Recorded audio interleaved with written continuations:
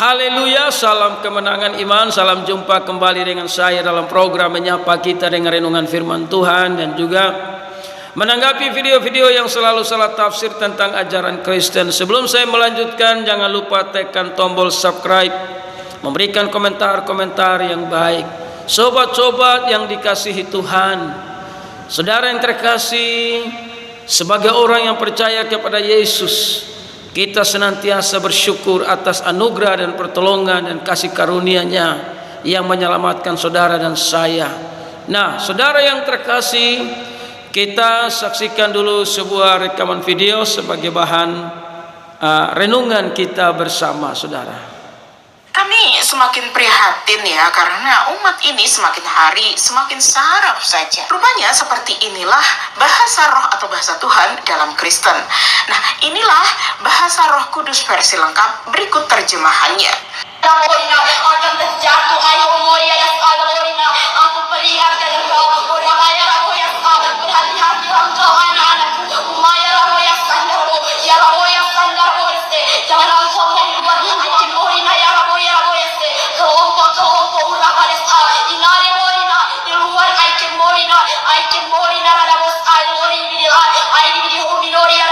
hambaku yang aku pilih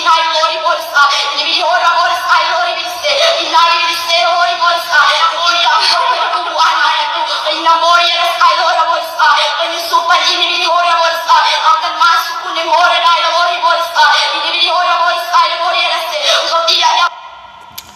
Demikianlah sebuah rekaman video yang saya bagikan agar kita bisa renungkan bersama bagaimana seorang ibu muslim ini membagikan sebuah video di mana ada seorang anak berbahasa roh, sehingga dia berkata bahwa orang Kristen ini semakin hari semakin saraf. Kenapa dia berkata demikian? Karena dia tidak paham masalah bahasa roh. Nah, bahasa roh ini juga menjadi persoalan di kalangan Kristen, karena banyak juga pendeta-pendeta besar yang tidak mengerti tentang bahasa roh. Nah, saudara yang terkasih, kita di Indonesia, kita menggunakan bahasa Indonesia. Kita di Arab, maka orang Arab menggunakan bahasa Arab.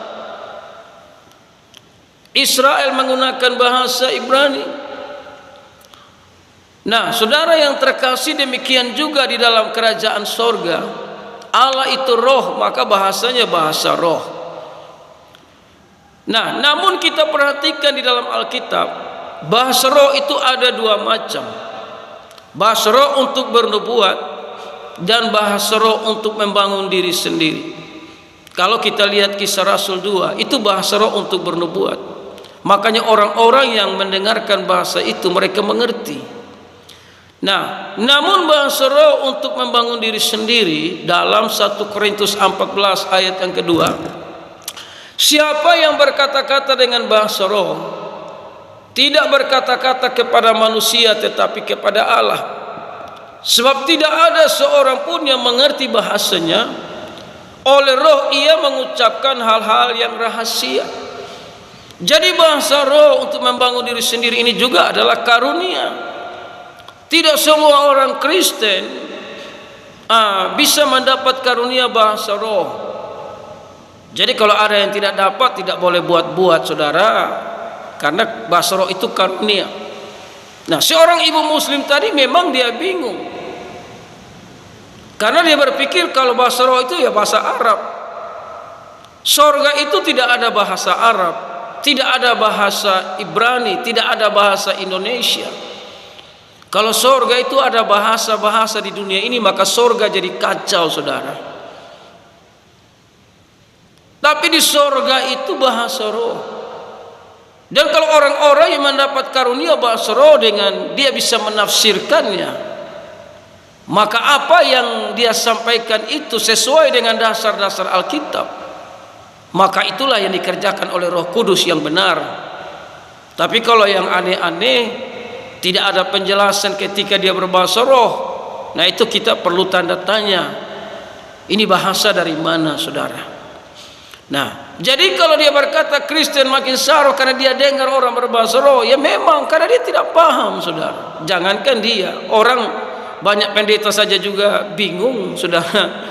Ya, ketika mendengarkan orang-orang dari gereja-gereja tertentu menggunakan bahasa roh yang adalah karunia untuk membangun diri sendiri. Nah, jadi saudara yang terkasih dalam Tuhan, bahasa roh itu dua macam. Bahasa roh untuk bernubuat itu bisa dimengerti, tapi bahasa roh untuk membangun diri sendiri itu berkata-kata kepada Allah. Perhatikan di ayat 2 daripada 1 Korintus 14. Siapa yang berkata-kata dengan bahasa roh tidak berkata-kata kepada manusia, tetapi kepada Allah, sebab tidak ada seorang pun yang mengerti. Tidak ada satu pun yang mengerti. Ya, sebab tidak ada seorang pun yang mengerti bahasanya. Oleh roh ia mengucapkan hal-hal yang rahasia. Jadi yang mengerti bahasa itu cuma Sang Pencipta, cuma Elohim, cuma Allah, saudara, yang bisa mengerti. Makanya di ayat 3 bilang, tetapi siapa yang bernubuat ia berkata-kata kepada manusia. Nah, bernubuat itu berkata-kata kepada manusia, makanya manusia harus mengerti itu bahasa. Dalam Kisah Rasul 2.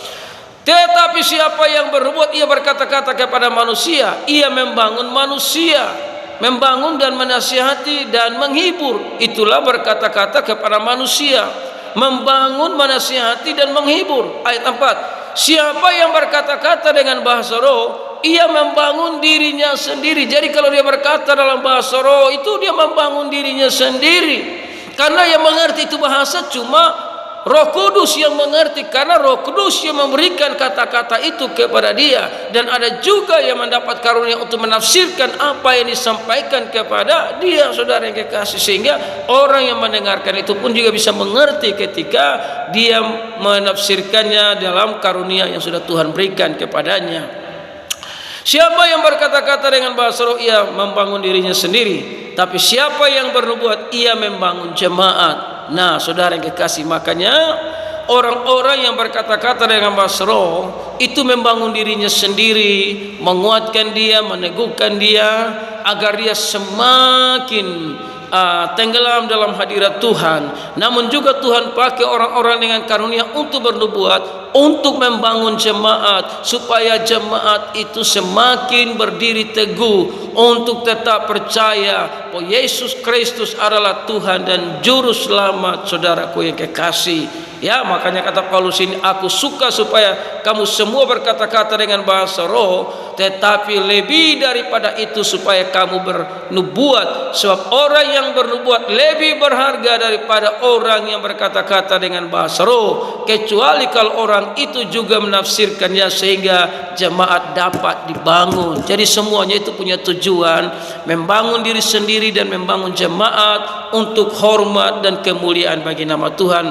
Orang yang dirasuk setan tidak sadar, tapi orang yang dipenuhi dengan Roh Kudus atau dia berbahasa roh itu dalam tingkat kesadaran yang tinggi, saudara, karena dia sementara dikuasai oleh kuasa Roh Kudus. Jadi bukan syaraf ibu, tapi mereka mendapat karunia untuk kemuliaan bagi nama Tuhan. Makanya ibu bingung karena dia bukan pakai bahasa Arab ibu, tapi dia pakai bahasa roh. Itulah karunia yang dia dapat ibu. Tuhan Yesus memberkati.